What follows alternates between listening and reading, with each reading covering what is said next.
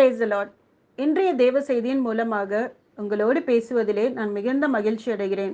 இன்றைய தேவ வார்த்தை சங்கீதம் 16 அதிகாரம் 8 அவர் என் வலது பாரிசத்திலே இருக்கிறபடியால் நான் அசைக்கப்படுவதில்லை. கிறிஸ்துவுக்குள் பிரியமானவர்களே, இயேசு கிறிஸ்துவின் நாமத்தில் அன்பின் வாழ்த்துக்கள்.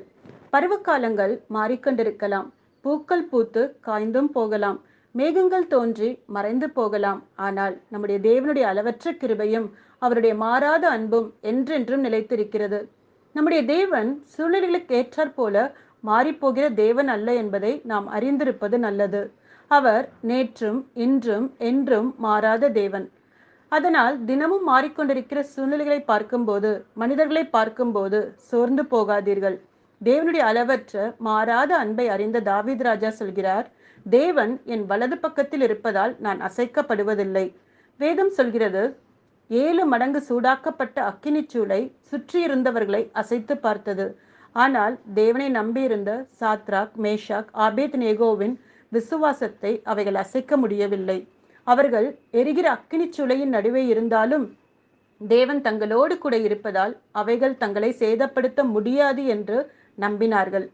12 அடி உயரமுள்ள கோலியாத்தின் பராக்கிரமம் சவுல் ராஜாவையும் மற்ற ஜனங்களையும் அசைத்து பார்த்தது. ஆனால் சாதாரண ஆடுமேய்ப்பனாகிய தாவீதுடைய நம்பிக்கையை அவைகள் அசைக்க முடியவில்லை. கோலியாத் சிறு வயது முதல் யுத்த வீரனாக இருந்த போதிலும் அவனால் தன்னை தொடவோ அழித்து போடவோ முடியாது. காரணம், தேவன் தன்னோடு கூட இருக்கிறார் என்பதை தாவீது அறிந்திருந்தார். 7 வருடங்கள் பஞ்சம் நிறைந்த காலம் தங்கள் தேசத்திற்கு வரப்போகிறது என்று கேள்விப்பட்ட எகிப்து தேசத்து ஜனங்கள் அதிர்ச்சி அடைந்தார்கள். ஆனால் அந்த தேசத்திலே அடிமையாயிருந்த யோசேப்பை அவைகள் அசைக்க முடியவில்லை. வரப்போகிற பிரச்சனை பெரியது என்று அறிந்த போதிலும் அவைகள் தங்களை அழித்து போட முடியாது. காரணம், தேவன்தான் வெளிப்பாடுகளை கொடுத்தார், அதிலிருந்து தப்பித்துக் கொள்வதற்கான வழிகளையும் சொல்லியிருக்கிறார் என்று யோசேப்பு புரிந்திருந்தார். என கண்பானவர்களே, சுற்றி இருக்கிற சூழ்நிலைகளை பார்த்து கலங்காதீர்கள். உங்களை சுற்றி நடக்கிற காரியங்களை பார்த்து பதறி போகாதீர்கள். நீங்கள் அன்றாடம் பார்க்கின்ற கேட்கின்ற செய்திகளை கேட்கும் போது சோர்ந்து போகாதீர்கள்.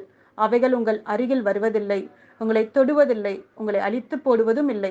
காரணம், எப்போதும் நம்மை பார்த்து கொண்டிருக்கிற அருமையான தேவன் நமக்கு உண்டு. உங்களுக்கு உதவி செய்யும்படியாக, உங்களை தேற்றும்படியாக, ஆலோசனை கொடுத்து உங்களை சரியான பாதையிலே நடத்தும்படியாக அவர் எப்போதும் உங்கள் அருகில் இருக்கிறார். கர்த்தர் உங்களை ஆசீர்வதிப்பாராக. எனக்கு அன்பானவர்களே, இந்த வார்த்தை உங்களுக்கு ஆறுதலாக இருக்கும் என்று நாங்கள் நம்புகிறோம். சூழ்நிலை எது வேண்டாம் இருக்கட்டும், உங்களை கலங்கத்தக்குவதாக இருக்கிற பிரச்சனைகள் எது வேண்டாம் இருக்கட்டும், அவைகள் மத்தியிலே தேவன் உங்களோடு கூட இருக்கிறார். ஆதலால் நீங்கள் பயப்படுவோம் கலங்கவும் அவசியமில்லை. நாம் ஜெபிக்கலாமா? அன்பும் இரக்கமுள்ள நல்ல தகப்பனே, கண்ணீரோடு வேதனையோடு சுற்றி இருக்கிற சூழ்நிலை, எதிர்ப்புறமாக இருக்கிற காரியங்களை எண்ணி கவலையோடு கலக்கத்தோடு இருக்க ஒவ்வொரு அன்பானவர்களுக்காக நான் ஜெபிக்கிறேன். அவருடைய பயங்கள் நீங்கட்டும், அவருடைய கவலைகள் நீங்கட்டும், அவருடைய மன பதற வைக்கிற சூழ்நிலைகள் எல்லாம், பிரச்சனைகள் எல்லாம் மாறி போகட்டும். உன் தேவனாகிய கர்த்தர் அவர்களோடு இருக்கிறதை அவர்கள் பார்க்கட்டும், உணரட்டும். தேவன் செய்கிற மகத்தான கிரிகளை அவர் கண்ணார கண்டு உம்மை துதிக்கட்டும். தேவன் அவர்களோடு கூட இருந்து பெரிய காரியங்களை நீ செய்ய போகிறதுக்காக நன்றி. ஆசீர்வதிங்க, பெரிய காரியங்களை செய்யுங்க. ஆமென், ஆமென்.